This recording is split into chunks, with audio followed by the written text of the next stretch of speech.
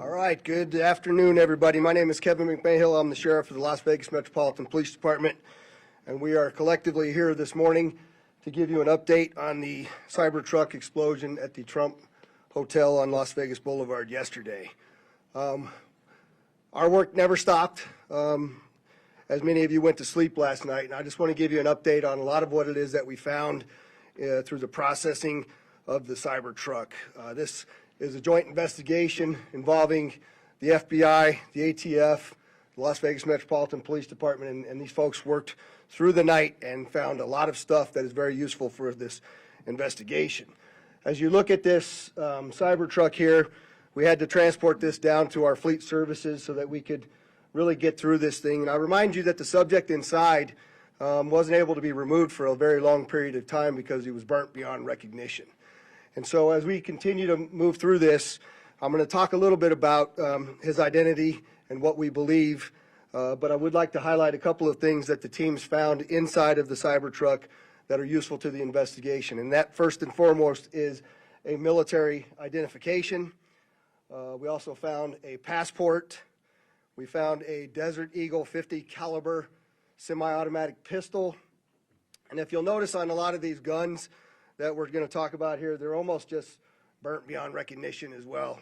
There's a SLR model B30 semi-automatic firearm, number of fireworks that were still in the vehicle that had to be removed. Notably, we found an iPhone and a smartwatch, and then several credit cards were also in the name of our subject. Our subject is 37-year-old Matthew Livelsberger. He's of Colorado Springs, Colorado, born July 22nd of 1987. Now, as you'll see here on a picture of his driver's license, let's see, the question really still remains for me, and I know that there's a lot of you folks in the media that are identifying this person as the person in our vehicle. As I mentioned to you already, his body is burnt beyond recognition.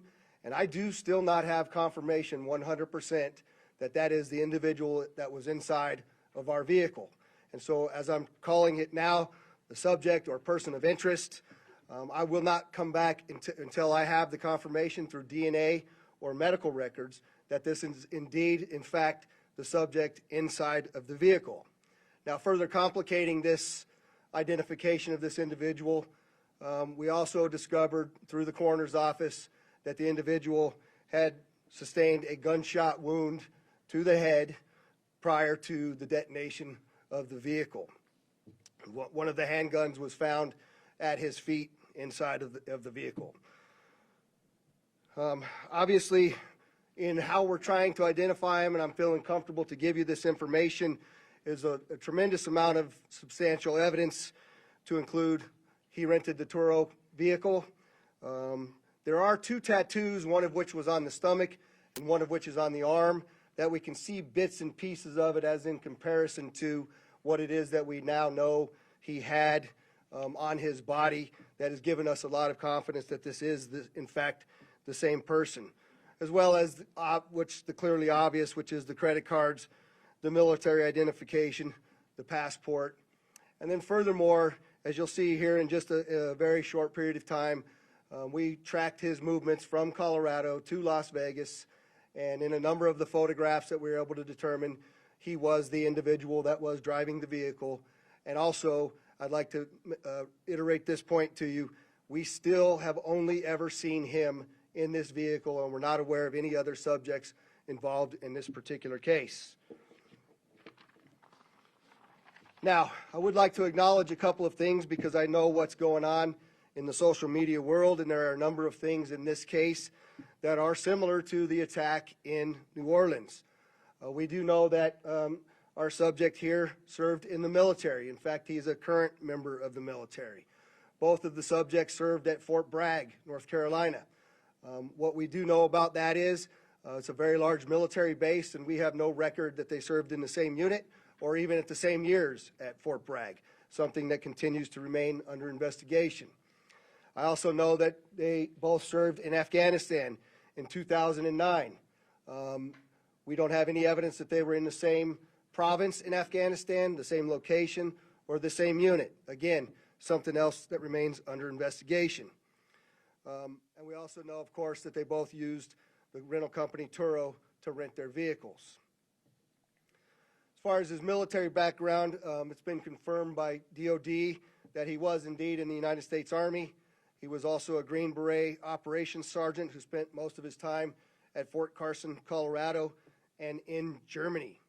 He was on approved leave from Germany, where he was serving with the 10th Special Forces Group. He was also previously in the National Guard and the Army Reserve.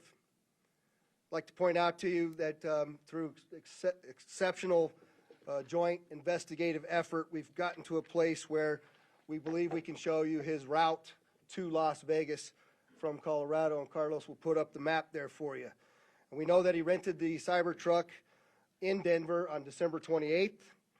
We tracked his movements through the Tesla charging stations to Monument, Colorado on December 30th.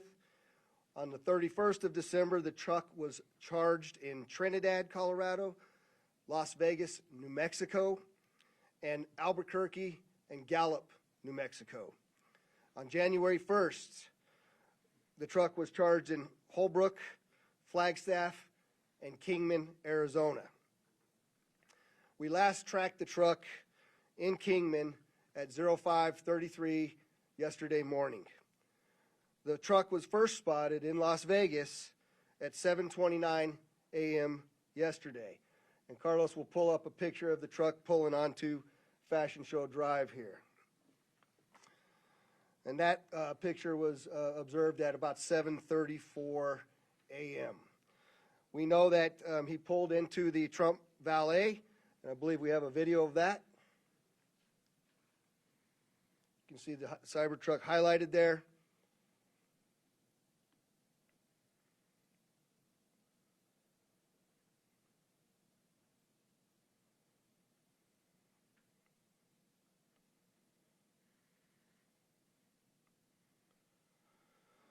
So through extensive surveillance video, we were able to track him leaving there, and we know that he went to several different places along Las Vegas Boulevard, and he spent some time in a parking lot of a business near Flamingo and Las Vegas Boulevard. We didn't have a video of the truck pulling back onto Las Vegas Boulevard from the sands.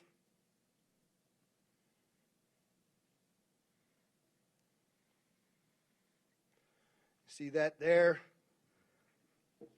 That's north on the boulevard from Sands at 8:39, where he then immediately heads to the Trump Hotel, pulls into the valet area, and as of course you all know, the explosion occurs within 17 seconds of his arrival at the valet.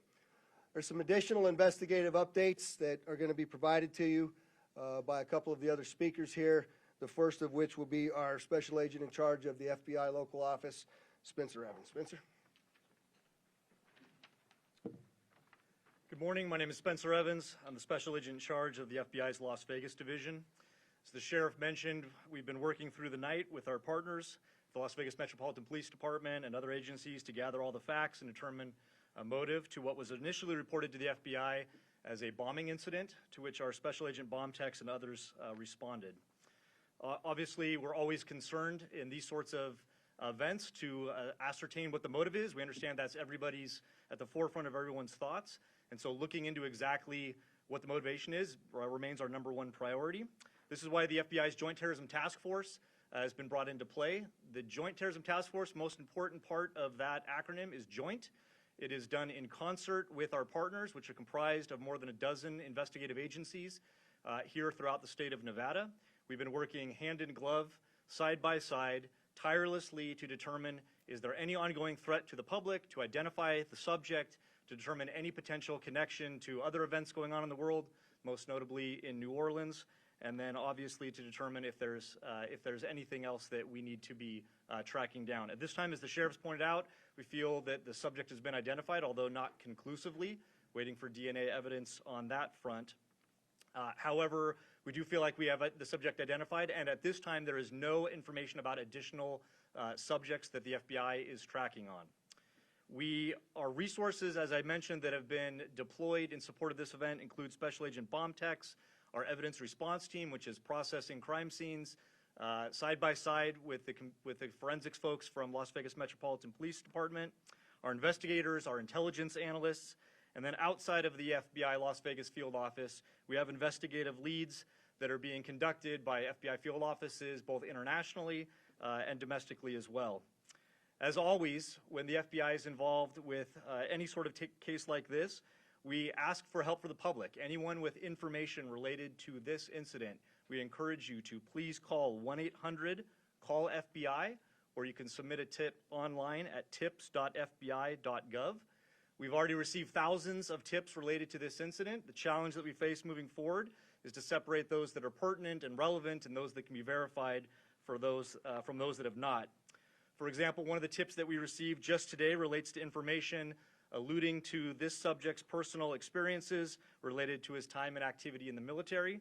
Again, that's unverified and uncorroborated, but one of many tips and leads that we will be following up in the days that come.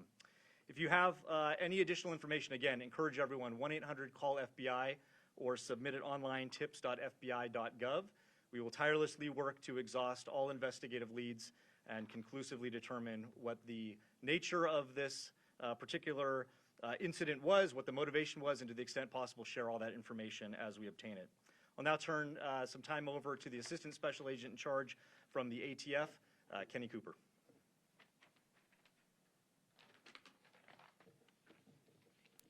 Good morning, everybody. My name is Kenny Cooper. I'm the Assistant Special Agent in charge of ATF San Francisco Field Division. ATF is bringing our expertise in post-blast investigations and our crime gun intelligence to specifically assist in this investigation.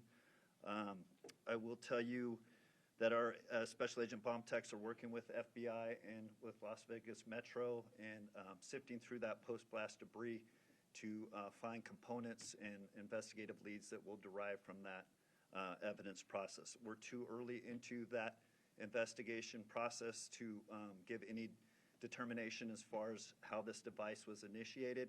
I will say that we do know that the components primarily consist of fireworks, mortars, aerial shells, and are all consumer fireworks.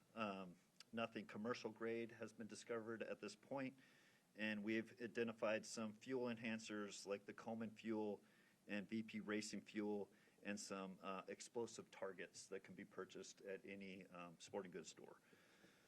We've also, as the sheriff mentioned, we've identified 2 semi-automatic handguns recovered from the Tesla.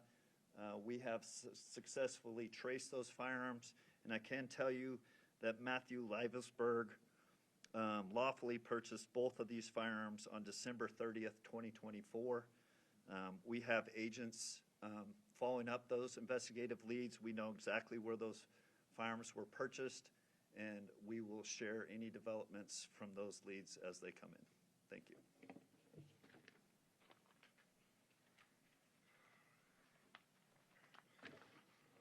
We also have the Clark County Fire Chief here, John Steinbeck, and he didn't have any additional updates, but if there's any questions in regards to what the fire department did during this, he's here to answer those questions as well. With that, I'd just like to say before I take a couple questions from all of you, you'll notice that we're not releasing information that we haven't corroborated and verified. We're very well aware of all of the things that are going around on social media. But that's just the way we're going to conduct this investigation. We're not putting it out until we can tell you for a fact what information it is that we're putting out. And so we're going to continue to do that, but I'm also confident to tell the Las Vegas community and this great nation that we don't believe there's any further threat from this subject or anybody associated to him here in Las Vegas. With that, Denise, I saw you had your hand up. If you could just identify yourself, please.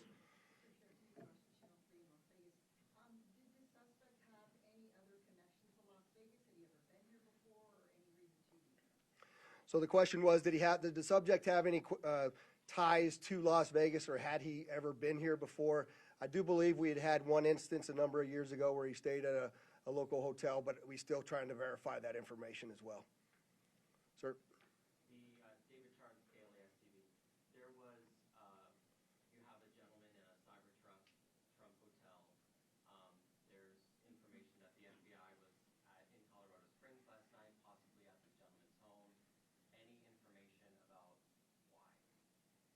I think I'll let Spencer answer that question. Yeah, so as I mentioned, the motivation at this point is unknown. We are, as I mentioned earlier, following investigative leads both domestically and internationally as well. And so that includes search warrants and witness interviews, collecting forensic information, and basically trying to compile the facts. And so there's investigative activity taking place literally around the globe, trying to determine what the potential nexus is. But at this time, at this particular moment in time, as the sheriff aptly said, we have to focus on what we know and what we don't know. We know we have a bombing, absolutely, and it's a bombing that certainly has factors that raise concern. It's not lost on us that it's in front of, of the Trump building, that it's a Tesla vehicle, but we don't have information at this point that definitively tells us or suggests it was because of this particular ideology or any of the reasoning behind it. That's the purpose of the investigation that we're conducting, is to get to the bottom of exactly what happened, why and how. Sir? Tim Caputo with WTVC in Los Angeles. You mentioned a number of similarities between this case and the one in New Orleans. How far in the investigation process do you guys go to try to rule out that they are connected, knowing that you already have a couple things that seem to connect them together? So the question is how are we working to rule in or rule out any connections to the New Orleans event? And the answer to that is every tip and lead that comes in, every piece of evidence that comes in, we don't discount it, we work it through it. It's a interesting thing during these kinds of investigations that if these turned out to be simply similarities, very strange similarities to have. And so we're not prepared to rule in or rule out anything at this point. There's lots more for us to do in this investigation. We haven't even gotten into the phones or the computers, which are usually very, very instructive and informative to us as we investigate. And we've got a lot more work to do to trace him, to see the stores that he went to rule out anybody else. Lots of investigative work to do, and we're just trying to give you an update on what we know now that is factual. We believe the question is, was the gunshot self-inflicted? And we do believe it was, since he was the only person in the vehicle, and it occurred immediately prior to the vehicle blowing up. Back there, sir? Yes, sir. Morgan Chesky, NBC News. With the evidence you've seen so far, are you comfortable now calling this a suicide mission? The question is, am I comfortable calling it a suicide mission? I'm comfortable calling it a suicide with the bombing that occurred immediately thereafter. I'm not giving it any other labels. And with the friends and family you've spoken to so far, have they shared any prior red flags? The question is, did we have any of the family members share any particular red flags? Again, I'll go back to what I know is circulating on social media, but none of that has been verified at this point. And final question, real quickly. All the components you found inside the Cybertruck, were they all purchased in Colorado? The question is, were all the components found inside of the Cybertruck purchased in Colorado? And I don't know the answer to that. That's part of why we're doing the extensive part of the investigation. Hi, O'Neill, Associated Press. Can you talk a little bit about the security measures you have in place at the hotel now?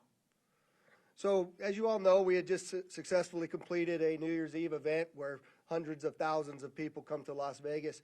I've extended our posture just like it is for a New Year's Eve event, where I have thousands of police officers that are working day in and day out. Obviously, dozens and dozens of people that are working on this investigation as well. We'll continue to look at what that security posture looks like, but I'm confident in the safety of our community as we move forward. Go ahead in the middle there. Channel 13 here in Las Vegas, ABC. Did Luckenberger have any sort of criminal record at all? And also, do you know when that Turo vehicle was rented? The question was, is there any criminal record? None that I'm aware of. That has not been brought to my attention that he had a criminal record. And I said that the Cybertruck was rented on December 28th in Denver, Colorado. Right here? Hi, Stephanie Price, Fox News. Hi. Hi. Have you guys been able to verify that he checked into the Resort World Hotel the day before this? The question is, do we know if he checked into the Resorts World the day before this? I'm not aware of that information. Sir? Mike Allen, Fox 5 Vegas.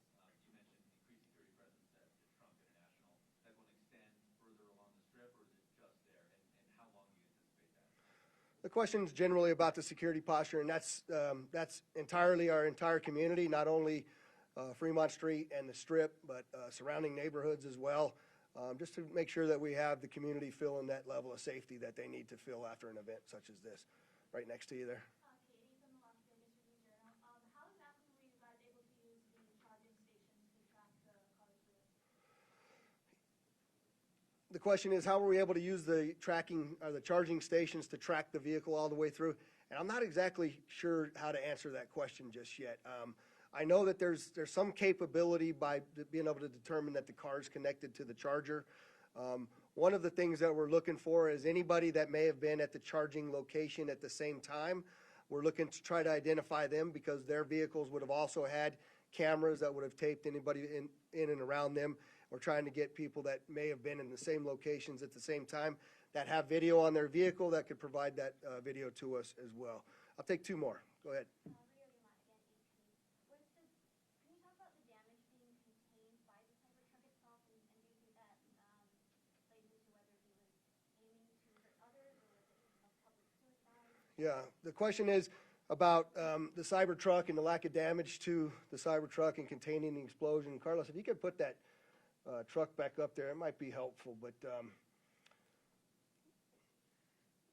you know, you'll see if you look on the outside of that vehicle, it's hard to tell from that photograph. But other than the windows being gone, that's a bit more disassembled than it was at the scene, and the back area being blown off. There's no evidence of physical damage to the sides of that vehicle. And so the explosion that was in that vehicle sort of vented out and up, but it didn't even damage the glass doors at the trunk. So I'm not sure what that means. I also know that there's a number of unexploded pieces of the things that he had inside of that vehicle, and so I just don't think that it was done as well as he was expecting it to be done. But go ahead. Sophia Rodriguez with WTVC on Vegas. I was wondering, were you able to recover the video from the Cybertruck, or was that destructed? So the question is, are we able to recover the video from the Cybertruck? And many of you may know that those Cybertrucks contain a tremendous number of cameras. Again, Mr. Musk has sent out a number of his folks that will be arriving here this afternoon with the intent to try to capture the part of that captured all of the video from inside of the truck. Sir? Just quickly, you had mentioned a number of the components in the back of the truck that did not go off. Maybe this is a better suited question for ATF, but when it comes to the rudimentary nature of the bomb, I think we mostly think of a bomb that is connected. This seems like individual kind of incendiary and combustible components put together. Can you speak to how you think this is a bomb, or was it just several pieces of things that might blow off and might explode that were just lit and gone off at the same time? Yeah, I'll tell you, it does appear that it was, I just want to be careful with my language here, but the level of sophistication is not what we would expect from an individual with this type of military experience. That most of that, the materials inside that Tesla were fuel to help fuel a greater explosion. But it's too early to answer any question as if there was sophisticated connectivity to those components to make it ignite in the way that it did. All right, there was one last hand over here. I'll take your last question. Or maybe this is for Special Agent Evans, Mike Carter, Newsmax. Any idea if the suspect has been in touch with any outside terrorist groups? Has this investigation extended globally? The question is, do we know whether the subject's been in touch with any outside terrorist groups or if it's been investigated globally? And Spencer, you want me to? Okay. So the question about whether it's being investigated globally, absolutely. Like I said, we're running down investigative leads around the world. No information that we're aware of right now that connects this individual to any terrorist organization around the world. But that's obviously the thrust of the investigation, is ruling out that there's any sort of terrorism nexus, and then again, getting at what the ideology is. We appreciate you all coming, and we will be back before you when there's substantial updates to provide to you. Thanks for all your great work.